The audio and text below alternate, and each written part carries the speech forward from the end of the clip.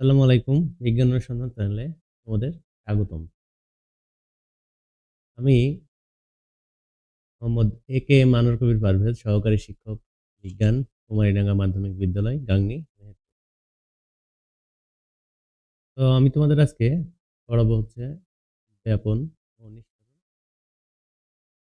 দেখতে পাচ্ছ যে এখানে কয়েকটা জিনিস দেওয়া আছে, দেখো যে কঠিন তরল ও গ্যাস কোন অবস্থায় কণার গতি সবচেয়ে বেশি। কোন অবস্থায় সবচেয়ে বেশি? আমরা জানি গ্যাসীয় অবস্থায় কণার গতি সবচেয়ে বেশি। বেলুন বা মোটর গাড়ির টায়ার ফুটো হলে বাতাস কিভাবে বের হয়? কিভাবে বের হয়? সজোরে বের হয়।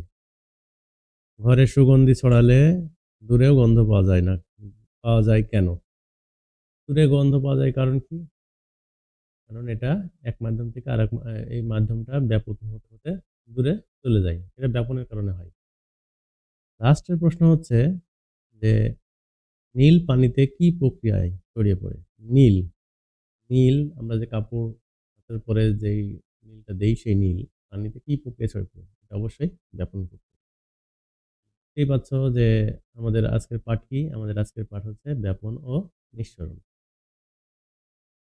ব্যাপন নিঃসরণ শিখে তোমরা আজকে কি করতে পারবে? তোমাদের শিখন ফলটা হচ্ছে যে ব্যাপন এর সংজ্ঞা বলতে পারবে, মৌলের ব্যাপন হার নির্ণয় করতে পারবে, নিঃসরণ এর সংজ্ঞা সঠিকভাবে ব্যাখ্যা করতে পারবে এবং ব্যাপন ও নিঃসরণের মধ্যে মৌলিক পার্থক্য শনাক্ত করতে পারবে।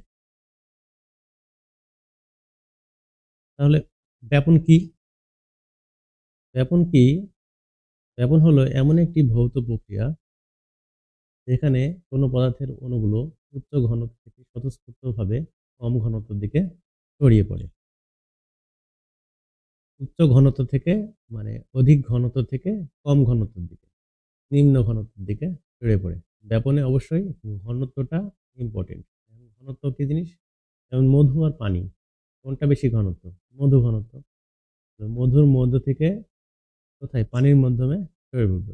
মধু পানিতে ছড়িয়ে পড়বে, পানি মধুতে ছড়াবে না। এটাই হলো ব্যাপন।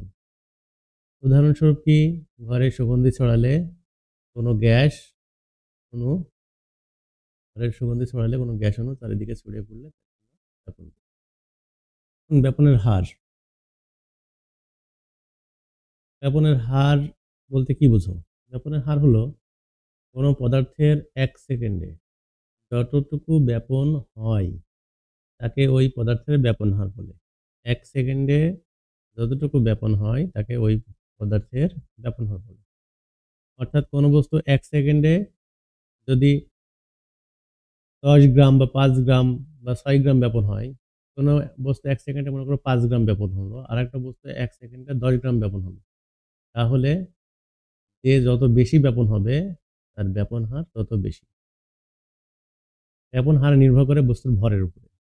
অর্থাৎ কোনো বস্তুর ভর যদি ১০০ হয় আর কোনো বস্তুর ভর যদি ৫০ হয়, যার ভর ১০০ সে জোরে ব্যাপিত হতে পারবে না।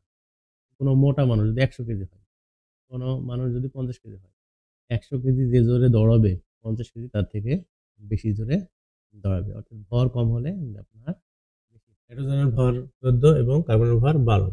যেহেতু নাইট্রোজেনের ভর বেশি এবং কার্বনের ভর কম, তাই নাইট্রোজেন কি হবে? নাইট্রোজেনের ব্যাপন হার কম হবে আর কার্বনের ভর বেশি কম হয়, ব্যাপন হার বেশি হবে। চলো আমরা একটা খেলা দেখি। কি খেলা দেখবো? আমরা দেখবো হচ্ছে এখানে দেখতেই পাচ্ছ আমাদের এখানে যেটা আছে সেটা হলো number of particle. Number of particle এটা হলো ব্যাপন হার নির্ণয়ের একটি খেলা। ব্যাপন কিভাবে নির্ণয় হয় সেই বিষয় সম্পর্কে আমরা দেখব। অর্থাৎ কে কত জোরে ব্যাপিত হচ্ছে বা কে কোন কণা কত জোরে ছড়াচ্ছে। এখানে আমরা এই এটার নাম দিলাম মনে করো সালফার, আর এই কমলা রঙের এটার নাম দিলাম অক্সিজেন। অক্সিজেনের ভর আমরা লিখলাম, এর ভর হলো ১৬। এটা অক্সিজেন হলো ১৬ আর এর ভর হচ্ছে, এটা আমরা সালফার দিলাম, এর ভর হলো ৩৬। 32, সালফারের উপর 32। এখন এইটাকে আমরা রেডিয়াসটা আমরা কমিয়ে ফেললাম, অতি ক্ষুদ্র করলাম, আর এর রেডিয়াসটা আমরা বাড়িয়ে ফেললাম। সালফারের রেডিয়াসটা আমরা কমিয়ে ফেললাম, অর্থাৎ কমিয়ে ফেললাম। বুঝতেই পারছো এখন কে কত জোরে ছোটাছুটি করছে। অক্সিজেনটা আমরা যদি কমলা রঙের ধরি তাহলে অক্সিজেনটা খুবই জোরে জোরে ছোটাচ্ছে, আর সালফারটা আমরা সবুজ কালার নীল কালার দেখেছিলাম, সেটা প্রায় আস্তে আস্তে। এখন যদি মাঝখানের এই বাধাটা, মাঝখানের এই যে এই ব্যারিয়ারটা যদি ডিভাইডারটা যদি আমরা তুলে দিই তাহলে কি হয় দেখো, অক্সিজেন অক্সিজেন জোরে জোরে যাচ্ছে, সালফারটা আস্তে আস্তে, অর্থাৎ কমলা কালারটা জোরে জোরে দ্রুত ছড়াচ্ছে, আর নীল কালারটা আস্তে আস্তে ছড়াচ্ছে। এর থেকে বোঝা যায় যে কি, যার ভর বেশি তার ব্যাপন হার কম, আর যার ভর কম তার ব্যাপন হার বেশি। এই ছিল আমাদের এই। এখন আমরা একটা কাজ দিব। দেখো, কার্বন ডাইঅক্সাইড আর অ্যামোনিয়ার মধ্যে কার ব্যাপন হার বেশি, এটা তোমাদের লিখতে হবে। তোমরা খাতায় লিখো, ভিডিওটা পজ করে খাতায় লিখবে, এরপরে আমি যে উত্তরটা দিব সে দেখবা তোমার মিলছে কিনা। তো দেখো আমাদের উত্তরটা দেখো কি হয়।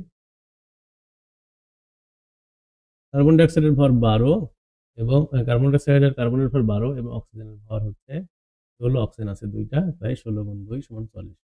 অনুরূপে অ্যামোনিয়ার ভর হলো সব মিলে 17। যেহেতু অ্যামোনিয়ার ভর 17 কম এবং অক্সিজেনের ভর 44 তার বেশি, অ্যামোনিয়া দ্রুত ব্যাপিত হবে, অ্যামোনিয়ার ব্যাপন হার বেশি। আশা করি তোমাদের উত্তরটা সঠিক হয়েছে। এবার আসো নিঃসরণ। নিঃসরণ কি? নিঃসরণ কি? ওই যে সাইকেলের টায়ার যদি ফেটে যায় তাহলে কি হয়? নিঃসরণ হয়। নিঃসরণ কাকে বলে আমরা একটু সংজ্ঞা দিই। তার আগে দেখি একটা উদাহরণ। দেখো, এখানে বোতলের মুখটা বন্ধ করার পরে এবার দেখো কি হচ্ছে, ভিতরে একটা গ্যাস তৈরি হচ্ছে। এই গ্যাস, দেখো গ্যাসের ফলে কি হচ্ছে, বোতলের মুখটা একসময় উঠে চলে যাবে। এই যে উঠে চলে গেল, তাহলে এটাই হলো নিঃসরণ। নিঃসরণের সংজ্ঞা কি? নিঃসরণের সংজ্ঞা হচ্ছে অতি ক্ষুদ্র ছিদ্র বা ফাঁক দিয়ে উচ্চ চাপ থেকে নিম্ন চাপের দিকে সজোরে বের হয়ে যাওয়াকেই বলা হয় কি? নিঃসরণ। সজোরে বের হয়ে যাওয়াকেই নিঃসরণ বলে। উদাহরণ কি? উদাহরণ হচ্ছে বেলুন ছোট ছিদ্র হলে বাতাস বের হয়, এটা হলো নিঃসরণের একটা উদাহরণ। মোটরসাইকেলের টায়ার লিক হলে ধীরে ধীরে বাতাস বের হয়, গ্যাস সিলিন্ডারে সামান্য ছিদ্র দিয়ে সজোরে বাতাস বের হয়ে যাওয়া একটা নিঃসরণ। নিঃসরণের বৈশিষ্ট্য, এটা খুব ইম্পর্টেন্ট। কেবল গ্যাসের ক্ষেত্রেই ঘটে নিঃসরণ, গ্যাস ছাড়া কঠিন বা তরলে নিঃসরণ হয় না। ছিদ্র হতে হবে, সরু ছিদ্র হতে হবে। নিঃসরণ হওয়ার জন্য সরু ছিদ্রের প্রয়োজন, যেটা ব্যাপনের জন্য প্রয়োজন নেই। আর চাপ যত বেশি হবে নিঃসরণের হার তত বেশি হবে। চাপের উপর নিঃসরণের হার নির্ভর করে। এবার একটা কাজ, ব্যাপন ও নিঃসরণের মধ্যে দুটো পার্থক্য, এটা তোমরা খাতায় লিখবে। ভিডিওটা পজ করে খাতায় লিখো, এরপরে আমি তোমাদের পার্থক্যটা দেখিয়ে দিচ্ছি। দেখো, পার্থক্য হচ্ছে এই যে এইটা, ব্যাপন ও নিঃসরণের পার্থক্য। এখানে তিনটা আমি প্রক্রিয়া লিখেছি। একটা প্রক্রিয়া, একটা ছিদ্রের প্রয়োজনীয়তা, একটা প্রভাবিত মাধ্যম, আর একটা হলো কণার গতির ধরন। প্রক্রিয়াটা কি? প্রক্রিয়াটা হলো ব্যাপন উচ্চ ঘনত্ব থেকে নিম্ন ঘনত্বের দিকে, এর ঘনত্বের উপর নির্ভর করে। নিঃসরণ কি? উচ্চ চাপ থেকে নিম্ন চাপের দিকে। ছিদ্রের প্রয়োজনীয়তা কি? ব্যাপনে কোনো ছিদ্রের প্রয়োজনীয়তা নাই, নিঃসরণে ছিদ্রের প্রয়োজনীয়তা আছে। এটা কি ছিদ্র? ক্ষুদ্র ছিদ্র। প্রবাহিত মাধ্যম, ব্যাপন কঠিন তরল গ্যাসের মাধ্যমে প্রবাহিত হয়, আর নিঃসরণ শুধু গ্যাসীয় অবস্থায় প্রবাহিত হয়। নিঃসরণে শুধু গ্যাসীয় অবস্থায় প্রবাহিত হয়। কণার গতির ধরন, ব্যাপন বহুদিকে ছড়িয়ে পড়ে। অর্থাৎ একটা সেন্ট তুমি স্প্রে করলে ঘরের চারিদিকে ছড়াবে, নিঃসরণ একদিকে বের হয়। অর্থাৎ সেন্টটা যখন প্রথমে চাপ দিবে তখন বোতল থেকে যখন যেভাবে বের হবে ওইটাই নিঃসরণ, অর্থাৎ একদিকেই বের হয়, একদিক দিয়েই বের হয়। এই ছিল মোটামুটি ব্যাপন ও নিঃসরণের মধ্যে পার্থক্য। এখন তোমাদের একটা মূল্যায়ন করি, দেখি তোমাদের কথা মনে আছে কিনা। ব্যাপনের মাধ্যম কি কি? ব্যাপনের মাধ্যম আমরা কি কি জানি? ব্যাপনের মাধ্যম আমরা জানি কঠিন, তরল ও বায়বীয়।